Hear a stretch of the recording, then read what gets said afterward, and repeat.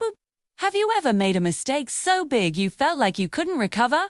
Or felt so overwhelmed by the chaos around you that you just wanted to hide? If you've ever felt that way, you're not alone. King David, one of the most famous figures in the Bible, felt those exact emotions, and he poured them out in a series of powerful songs we know today as the Psalms. Today, we're diving into Psalms 51 to 60, a collection that takes us on an incredible journey from the depths of personal failure to the heights of unshakable faith. It all starts with Psalm 51. This is David's raw, heartfelt cry for forgiveness after a major personal failing. He doesn't make excuses. He doesn't try to hide, yet comes clean before God, asking for a pure heart and a renewed spirit. He says, "Create in me a clean heart, O God, and renew a right spirit within me." This psalm is a powerful reminder for all of us that no matter how far we've fallen, a path to restoration begins with genuine honesty and repentance. It shows us that God's mercy is bigger than our biggest mistakes. Then, the tone shifts. In Psalms 52 through 55, David is dealing with enemies, betrayal, and the feeling of being surrounded by wickedness.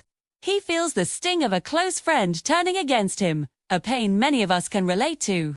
He cries out, "My heart is in anguish within me. The terrors of death have fallen upon me." But even in his fear and anxiety, he makes a crucial decision. Instead of letting despair win, he chooses to trust. He declares, "But I am like a green olive tree in the house of God.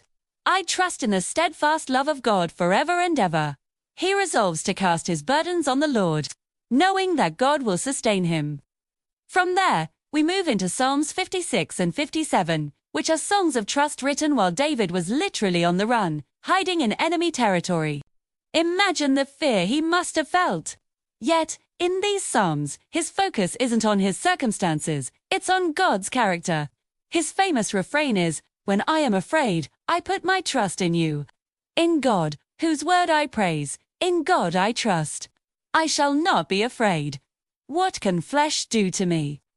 He's essentially talking himself out of fear and into faith. He reminds himself that God is his refuge and his fortress, a safe place even when the world outside is dangerous.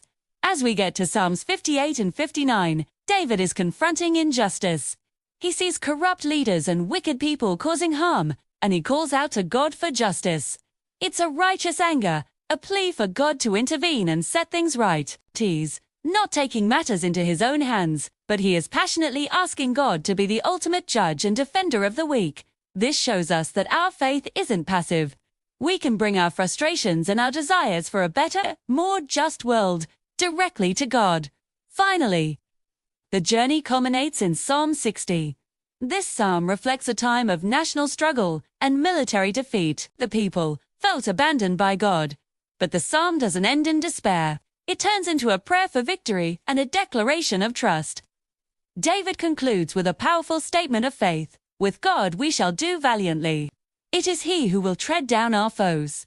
After traveling through guilt, betrayal, fear, and injustice, the final word is one of hope and confidence in God's power to bring victory. So, what's the takeaway from these 10 Psalms? It's that the life of faith isn't always easy or perfect. It's messy. It involves big mistakes, deep pain, and scary situations. But through it all, we have a God we can be completely honest with. We can cry out to Him in our guilt, fear, and anger. And by continually turning our focus back to Him, we can find forgiveness, strength, and the ultimate victory. These ancient songs are just as relevant today, offering us a roadmap from our lowest points back to a place of unshakable trust. Thank you so much for joining me on this journey through the Psalms. This resonated with you? Hit that like button and subscribe for more content that explores the depths of faith. I'd love to hear your thoughts in the comments below. See you next time.